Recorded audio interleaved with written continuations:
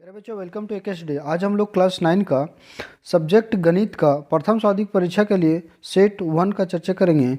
यानी आपका प्रथम स्वाधिक में जो एग्ज़ाम होगा क्लास 9 का, उससे क्वेश्चन का पैटर्न क्या होगा, किन किन चैप्टर से क्वेश्चन पूछे जाएंगे। आज हम लोग बेसिकली उन सारे टॉपिक पर चर्चा करेंगे और साथ में गणित का सेट 1 का भी सॉल्यूशन करेंगे और देखेंगे कि क्वेश्चन किस तरीके से पूछा जाता है, क्वेश्चन का पैटर्न क्या होगा, आपको कितने नंबर का क्वेश्चन पूछा जाएगा, क्वेश्चन का मार्क्स क्या होगा। इन सारे विषय पे चर्चा करेंगे। तो प्यारे बच्चों, वीडियो पे बने रहें और अंत तक देखें। यदि आप हमारे चैनल में पहली बार हैं तो चैनल को सब्सक्राइब कर लें, साथ ही साथ बेल आइकन को ऑन कर लें। इससे प्रॉफिट होगा, हमारे चैनल में एग्जाम से रिलेटेड जो भी वीडियो या फैक्ट को अपलोड किया जाएगा उसका नोटिफिकेशन आपको सबसे पहले मिलेगा। तो चलिए क्लास को स्टार्ट करते हैं।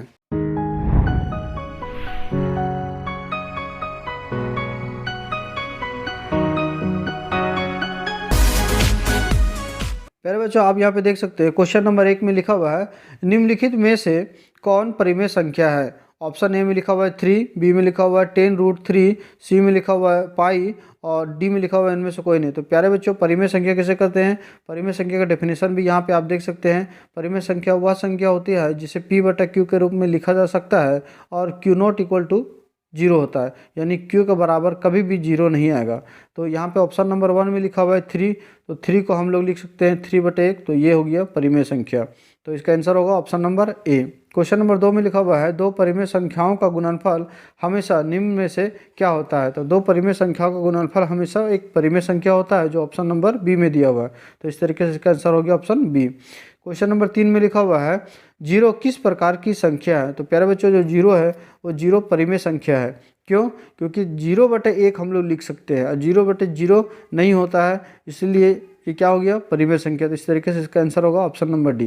प्यारे बच्चों, वीडियो यदि आपको अच्छा लगता है, हेल्पफुल लगता है, तो वीडियो को लाइक करें और अपने दोस्तों के साथ डेफिनेटली शेयर करें, क्योंकि जो आप पढ़ते हैं उसे अगर दूसरे के पास भी शेयर करते हैं तो उसका जानकारी, उसका नॉलेज आपका दोस्त को भी मिलेगा और वो भी एग्जाम में अच्छा परफॉर्मेंस कर पाएगा। तो क्वेश्चन नंबर 4 में लिखा हुआ है, प्रत्येक परिमेय संख्या है। प्यारे बच्चों, यहाँ ऑप्शन ए में लिखा हुआ पूर्ण संख्या, बी में लिखा हुआ प्राकृत संख्या, सी में लिखा हुआ अपरिमेय संख्या। तो एक एक करके समझ लेते हैं पूर्ण संख्या क्या है। प्यारे बच्चों, पूर्ण संख्या उन संख्याओं को कहते हैं जो 0 से स्टार्ट होकर 0, 1, 2, 3, 4, 5 तक जो जाती है उसे पूर्ण संख्या कहते हैं। प्राकृत संख्या गिनती की वह संख्या को प्राकृत संख्या कहते हैं जो 1, 2, 3, 4, 5 से स्टार्ट होकर अनंत तक जाती है। अपरिमेय संख्या वह संख्या जिसे p/q के रूप में नहीं लिखा जा सकता। आप इसका डेफिनेशन भी आप यहाँ पे देख सकते हैं। वास्तविक संख्या परिमेय और अपरिमेय संख्याओं को सम्मिलित रूप से लिखने पर वास्तविक संख्या प्राप्त होती है, जैसे √3, 2/5, √15, 4/12 इत्यादि। आई होप आपको पूरा क्लियर हो गया होगा। चलिए नेक्स्ट क्वेश्चन को देखते हैं। क्वेश्चन नंबर 5 में लिखा हुआ है, 3 तथा 4 के बीच निम्न में से कौन सी परिमेय संख्या है। तो ऑप्शन नंबर ए में लिखा हुआ है 2 पाई, तो 2 पाई नहीं होगा। 10 को 3 से अगर भागा देंगे तो 3.33 आता है, तो ये 3 और 4 के बीच में आता है। इस तरीके से इसका आंसर हो जाएगा option number B. Question number 6 में लिखा हुआ है, 64 का पावर x = 8। तो यहाँ पे जो x बराबर क्या होगा, तो x के जगह पे अगर हम लोग 1/2 रखेंगे तो ये रूट हो जाएगा। तो 64 का रूट कितना निकलता है, 8 होता है, तो यहाँ पे 8 भी लिखा हुआ है। इस तरीके से इसका आंसर हो जाएगा option number A. Question number 7 में लिखा हुआ है, इनमें से कौन एक चर वाला बहुपद है। एक चर वाला, चर मतलब होता है प्यारे बच्चों जिसमें सिर्फ x हो उसको एक चर कहते हैं, x y दोनों हो उसे द्विचर कहते हैं। ठीक है, और हम लोग कॉन्सेप्ट को ये भी समझ लें, पद किसे कहते हैं। प्यारे बच्चों, यहाँ पे लिखा रहेगा एक पद, द्विपद, बहुपद।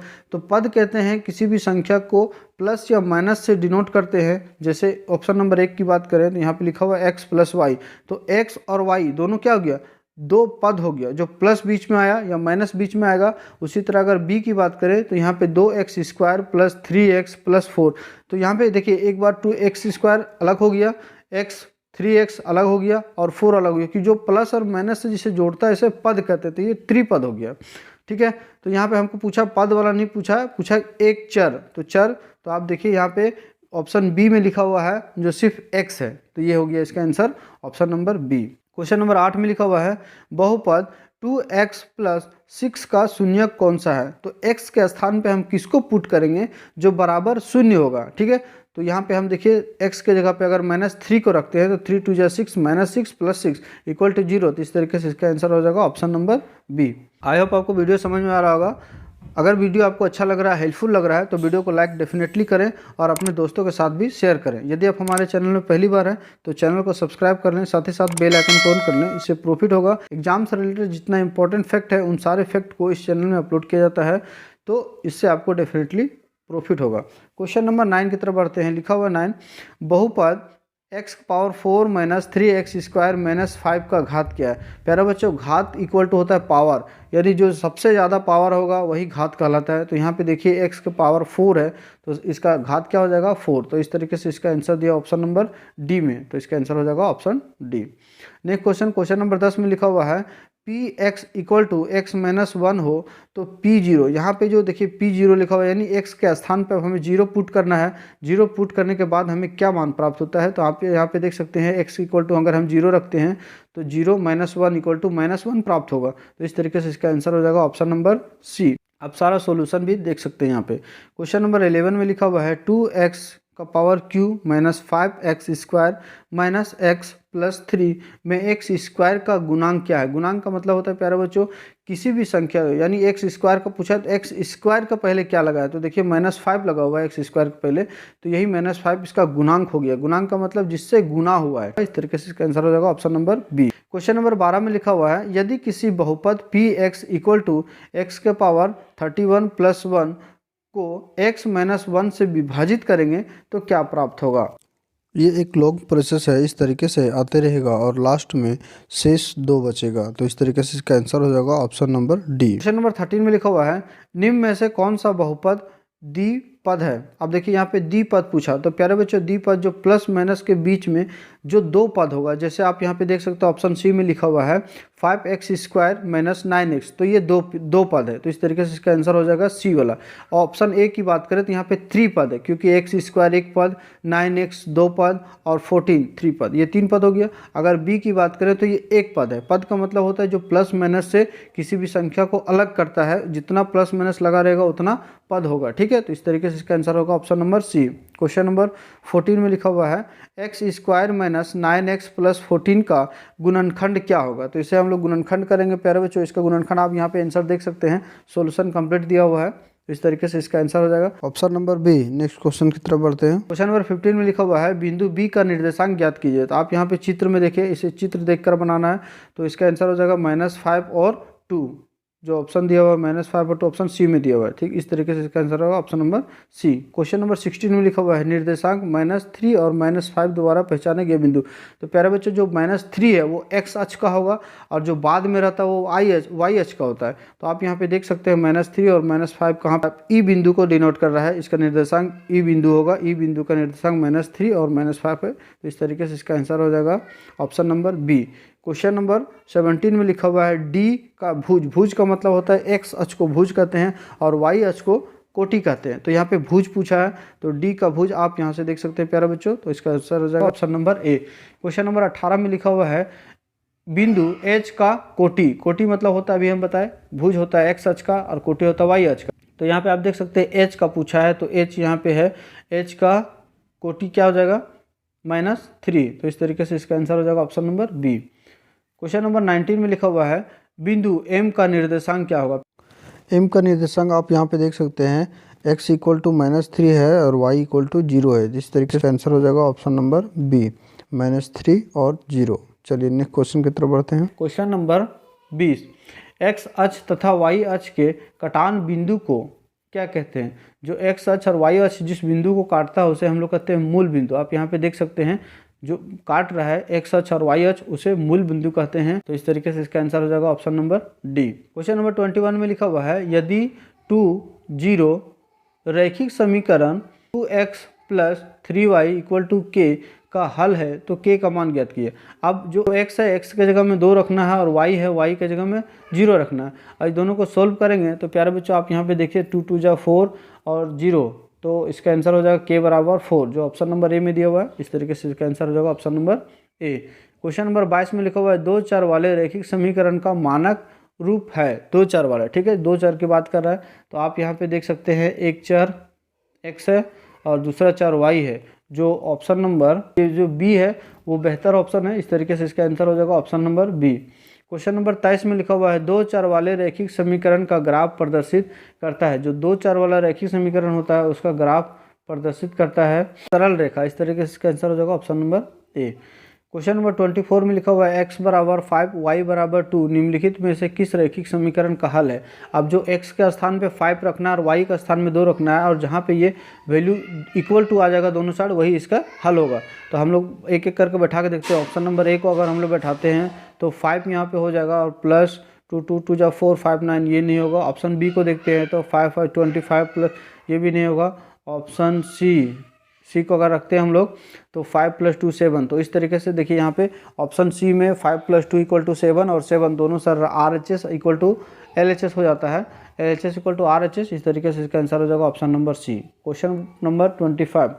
क्वेश्चन नंबर 25 में लिखा हुआ है रैखिक समीकरण 2x + 3y = 12 का एक हल है। अब यहाँ पे देखिए x और y का मान नीचे दिया हुआ ऑप्शन में, अब ऑप्शन से इसको बनाना पड़ेगा। तो ऑप्शन नंबर अगर ए हम लोग लेते हैं तो 2 2 जा 4 3 3 जा 9 4 9 3 ये नहीं होगा। ऑप्शन नंबर अगर बी को लेते हैं तो 2 3 जा 6 और 6 6 6 12। इस तरीके से इसका आंसर हो जाएगा ऑप्शन नंबर बी। ठीक है, आप यहाँ पे सोल्यूशन भी देख सकते हैं। क्वेश्चन नंबर 26 यदि बिंदु 2 और 3 x + y = k द्वारा निरूपित रेखा पर स्थित है तो k का मान क्या होगा। आप यहाँ पे देख सकते हैं x बराबर 2 लिखा हुआ है, y बराबर 3। इस मान को पुट कर देना 2 और 3 = 5 होगा तो k = 5 आया। इस तरीके से इसका आंसर हो जाएगा option number D. Next question number 27 में लिखा हुआ है रैखिक समीकरण 4x + 3y = 12 का आलेख x अक्ष के किस बिंदु पर प्रतिच्छेद करेगा। तो यहाँ पे देखिए अगर हम लोग x और y का मान पुट करेंगे =12 जहाँ पे आएगा वही इसका आंसर हो जाएगा। अगर हम लोग ऑप्शन नंबर ए को लेते हैं 4 4 जा 16 0 ये नहीं होगा।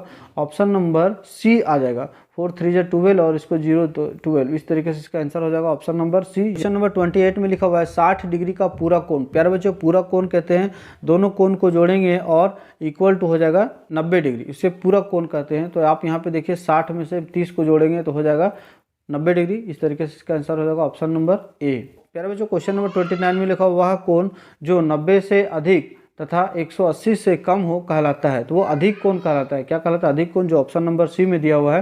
प्यारे बच्चों सब सारा कोण के बारे में हम एक बार समझा देते हैं। न्यून कोण वह कोण होता है जो 0 डिग्री से बड़ा होता है परंतु 90 डिग्री से कम होता है। आप ग्राफ में भी समझ सकते हैं। यहाँ पे समकोण होता है जो पूरी 90 डिग्री का कोण बनाता है, उसे समकोण कहते हैं। अधिक कोण जो 90 से अधिक परंतु 180 से कम होता है। ठीक है, यही मेरा इसका आंसर हो गया। लेकिन नेक्स्ट क्वेश्चन ऑप्शन डी में लिखा हुआ है सरल कोण। तो सरल कोण किसे कहते हैं प्यारे बच्चों?